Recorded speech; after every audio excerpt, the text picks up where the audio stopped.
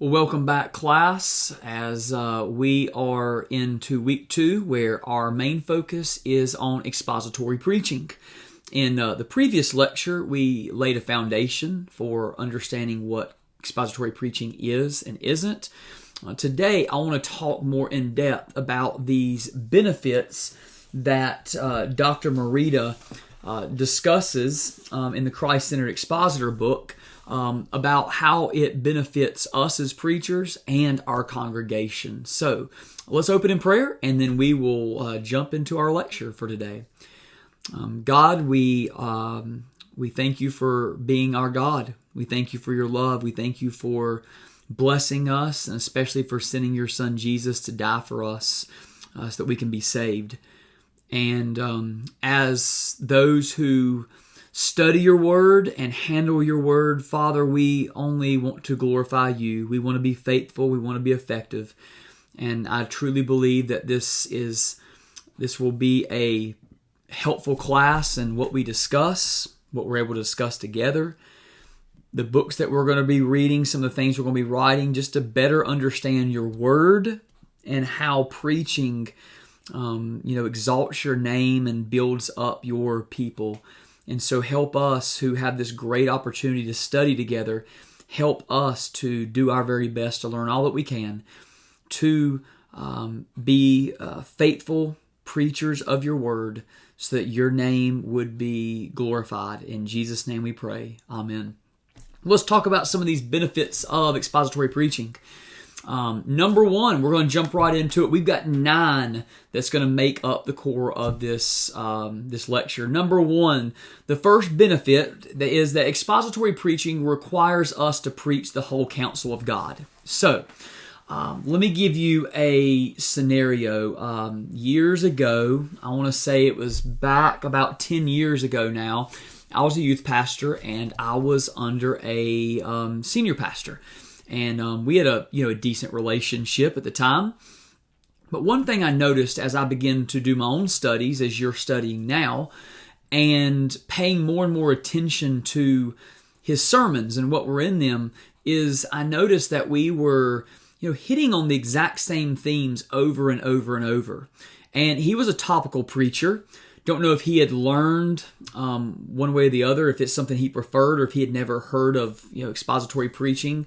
But what I found is, even in his topical sermons, he continued to come back to the same books, the same themes, the same subject matter for sermon after sermon. He was not preaching the whole counsel of God. He wasn't preaching the wisdom literature. He wasn't preaching some of the larger Old Testament narratives. He was preaching what he felt comfortable, and that was like the Gospels and preaching Paul's letters, which is great. We needed that too. But when we think about expository preaching and we go back to like some of the foundational stuff we talked about it, the expository preaching is letting the word of God to drive our sermons. And whether we are preaching through entire books of the Bible, or maybe just like, for example, Romans 8. If we are preaching faithfully through it and we're letting God's word drive our sermon and the points and all of that, then we're going to end up preaching over time the whole counsel of God. We're not going to be able to ignore difficult subjects. We're not going to be able to skip over those controversial passages. Why? Because if we're letting God's word kind of lead us and drive us in throughout our sermons, then we've got to preach what God's word is. So therefore, if we use the most common way, not the only way, but the most common way of thinking about expository preaching, when we faithfully preach through books of the Bible, or we preach through large chunks of books of the Bible, and we move on to something else like that, we are giving our people the whole counsel of God, and not just what's easiest for us to preach, or the same topics over and over and over. Consistently, our people are going to learn doctrine because they're going to come face to face with different themes: salvation, sin, eternal life, sanctification, justification, sovereignty of God. Some of those might be left out if we only preach the same type of passages week after week after week after week. But if we moving through Scripture and we are moving between the Old Testament and the New Testament and things like that, we're eventually going to give our people the whole counsel of God, which is a great benefit. Number 2, expository preaching is helpful for believers and unbelievers. We're going to talk about this later on as we get into weeks 3 and 4. But when we preach the whole counsel of God, which we should be doing expository preaching, we are going to be pointing to Jesus, hopefully, in every sermon. We're going to talk about what Christ-centered preaching is and why it's so important. And as they hear doctrine and they learn who God is, as they hear the whole counsel of God, as we walk them through it, as we point to Jesus and what He's accomplished in His life, death, resurrection, and ascension, then what's going to happen is both believers and believers are going to be regularly hearing the good news. And through our application, if we're developing relevant sermons, we're going to be calling them to response. Remember, the gospel, the good news of Jesus, is not just for the lost. Believers need to preach it to themselves every day, but when we gather together as a congregation and we as preachers are preaching God's word, we want our congregation to be built up with the gospel. They need to be reminded of the good news. There may have been things that they have forgotten about, or there might be challenges, barriers in their life right now, disappointments that have caused them to forget the good news. So what? As we are regularly preaching God's word and we're pointing them to Jesus week after week after week, what's happening? They're learning how the gospel applies to them too. And the unbelievers who have come for whatever reason, they're seeing God's word. They're being taught how to study it and how to follow along because we're preaching in an expository way. And guess what? They're hearing about Jesus week after week. They're seeing how His life, death, and resurrection and ascension actually matter to the passage we're preaching. Therefore, what? They're being called to response. They're looking at their life, hopefully. They're looking at their sin and thinking, well, why don't I have Jesus? Or why haven't I trusted Jesus? Believers are built up and equipped for the ministry God's called them to. Unbelievers get to hear about the beauty of Christ and what it means to be saved and have eternal life in Him. Expository preaching is helpful for believers and unbelievers. Expository preaching also leads us to trust the authority of God's word. Some people, some preachers, experienced and inexperienced, are tempted at times to try and help God's word out. We want to help it accomplish its purposes. And so we lean on our own methods. We might begin leaning on more humor or leaning on different types of rhetoric or even manipulation, hope not, but manipulation because, preaching week after week after week after week, maybe we're not seeing the type of change or transformation we want. So we begin to what? We begin to kind of veer from that path. Maybe we begin to not even preach expository sermons because we really want to preach something that's relevant and culturally hip to connect with our people. But if we commit ourselves to expository preaching, what are we doing? We're saying, God, we trust that your word's enough. We trust the authority of God's word, that whether we're preaching from the Psalms or Old Testament law or Revelation, God's word is enough. And when we put God's word on center stage, that it's going to do what God's word can do. It's going to not return void. It's going to change hearts. It's going to convict. It's going to rebuke. It's going to build up. So we don't need gimmicks to see transformation. We simply need to believe and trust that God's word is enough, leading us to week after week exposit God's word, explain it, apply it, illustrate it, trusting that over time God is going to use it to change people. Expository preaching believes God's word is sufficient. This is kind of similar to the last one. Some pastors' sermons contain more stories and jokes than they actually do God's word or explain the explanation of God's word.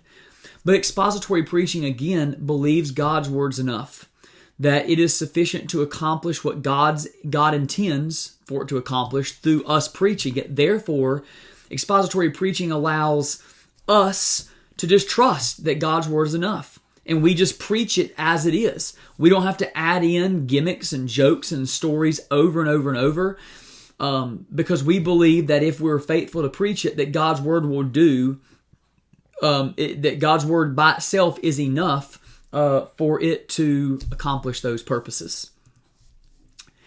Expository preaching is God-centered, not man-centered. At times, pastors, again, might be tempted to come to God's Word through the lens of man's need. So rather than saying, okay, God, what do my people need to hear? Maybe if you're like me, I like to plan 6 months to a year ahead, and I make tweaks here and there, but I kind of know what book I'm going through. So right now, currently, I'm preaching through Exodus. We've made it to chapter 7 in Luke's Gospel. After we finish about half of Exodus, we're going to come back to Luke's Gospel, and so that they get to, see Old Testament, New Testament, Gospel, narrative, those sorts of things. But when I commit to that, it means I'm going to preach the very next passage in line. So this week I'll preach Exodus 5. The next week I'll preach somewhere in Exodus 6. Now, on the other side, if from based on what I've seen and I've lived under at times when I was growing up in church with topical sermons, sometimes topical sermons come across very much from a man-centered perspective, meaning there's a need in the world, my people have needs, and so I'm going to find a passage that speaks to that need. I'm going to find a passage that would help the people. Now that in of itself is not bad, but what happens is if we come to the text looking for something, guess what?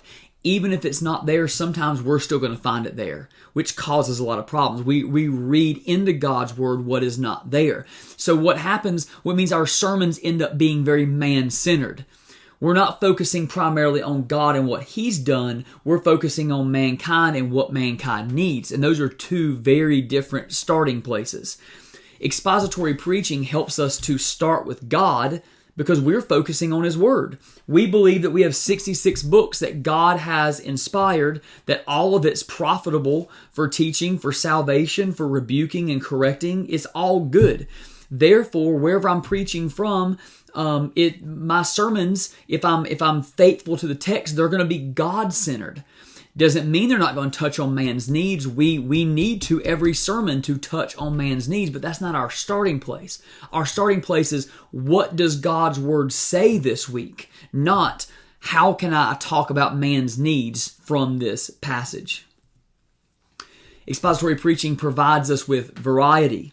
Again, if a pastor only preaches on what they want to preach on, every sermon is going to start to sound the same because you're going to be preaching about evangelism every week. Or you're going to be preaching about God's love, or you're going to be preaching about how big God is. And week after week, your sermons are going to probably start to sound the same, and you're probably going to end up, using the same passages over and over, even if that's not your primary passage. You're going to be bringing them in. Why? Because you're just preaching what's comfortable to you, and they're going to be very, very similar. But when we preach expository sermons and we let the text drive our sermons, when we're preaching different genres through the whole counsel of God, we're constantly going to be addressing new and important issues that are going to be relevant to their lives. You think about like the book of Ecclesiastes. Okay, there's just picking that one out of all of them. Book of Ecclesiastes touches, if you preach from one beginning of Ecclesiastes to the end, and I preached it during the COVID year 2020, and it was amazing. But you're going to talk about greed. You're going to talk about riches. You're going to talk about pleasure. You're going to talk about wisdom. You're going to talk about enjoying life. You're going to talk about time. You're going to talk about so many different things just by preaching through it. Whereas if you just choose what you want to preach on because it's easier, they're going to be very, very, it's going to be like a broken record eventually, and people are going to notice it, and they're not going to have that variety. Most people are not naturally going to preach a lot on suffering, but our people need to hear about suffering. A lot of people are not going to talk about, maybe don't want to talk about divorce or abortion or what happens when you disobey God. Like, those are not necessarily fun topics to preach on. But if we preach through books or we preach through large chunks of Scripture, guess what? You're eventually going to encounter those themes because they're in God's Word. And you can't skip them because that's what comes next. And if God's Word has it there in the text, you need to explain it, illustrate it, apply it for your people. That makes it difficult some weeks because there are some challenging scriptures, but it also provides us with the variety that we need. God has given us 66 books because we need all 66 books. Expository preaching also grows us as preachers. When we commit to preaching expository sermons, we spend week after week growing ourselves as we learn more and more about what is in God's Word. I can't just skip over passage because it's really difficult. I have to grow. I have to learn, and this is difficult for me. Been difficult for me to learn as a pastor. Not every week you can't hit a home run every week. A home run every week, if we want to use those terms, is just you being faithful. But there's going to be weeks where you get done and you're just like, man, that wasn't my best sermon. But you know what? If you were faithful and you preached God's Word, you preached it faithfully, as an expository sermon should be, then well done, good and faithful servant. You did exactly what God calls you to do. Sometimes it's going to be singles. And if we are faithful to text, you know what? Single scores runs too in baseball. A single after single after single. Guess what? God uses that consistency. God uses the consistent preaching of His Word, even in difficult topics, to not only build up our people, but to build us up and help us to see that wherever we're preaching from, it's okay. God's Word is true. It's helpful. It's what our people need to hear. Expository preaching helps our people and ourselves grow in knowledge. If we are preaching through books and preaching through sections, preaching on different topics that we may not normally choose, then what happens is our people get a very well-rounded knowledge of Scripture because they're going to encounter all types of different themes. And they're going to be able to learn, like Habakkuk. When's the last time you heard a sermon or you preached through Habakkuk? I preached through Obadiah a year or two ago. It's like 18, 21 verses. Is super small. How many of our people, even in a congregation, even have read through Obadiah ever in their life? But that is what helps our people grow in knowledge of God's Word, grow in knowledge of who God is and what it means to be His people. All sections of God's people, of Scripture, is important. Finally, last benefit, expository preaching teaches our people how to study God's Word for themselves. And for me, this is one of the greatest benefits of expository preaching. Because if we do it well, and let's say you preach the book of Mark, the Gospel of Mark, 16 chapters. Maybe you can get through it in a year. And you walk through it, maybe some chapters you're preaching 5 or 6 verses at a time. Sometimes maybe you're preaching through an entire chapter. But if you are faithful and you're effective to week after week, break down, explain it. What these words mean and why are they important? Why should I be paying attention to it? What's the context of the passage? Who are the main players? Guess what happens? You do that week after week, month after month. All of a sudden, when your people go to open God's Word, they're not going to be as intimidated anymore. Why? You have been modeling for them how to open God's Word, how to study it, how to ask questions of the text, how to come to conclusions, how to mine the depths of it, how to apply it to their own lives. And that's what they need to learn. You don't have to do a 12-part Sunday night Bible study on how to study God's Word. Those are excellent and they probably help. But you being faithful in expository sermons, you are teaching them how to do it for themselves. So there are so many benefits to expository preaching. Some benefits apply to our congregation, others to ourselves. But faithful, consistent expository sermons keep us and our people focused on God and His Word. There are so many benefits, and I hope this lecture was encouraging. I hope it opened up even more broadly what expository preaching is and why it is so helpful for our people. If you have any bit of feedback for me, please don't hesitate to reach out. Until our next lecture, God bless.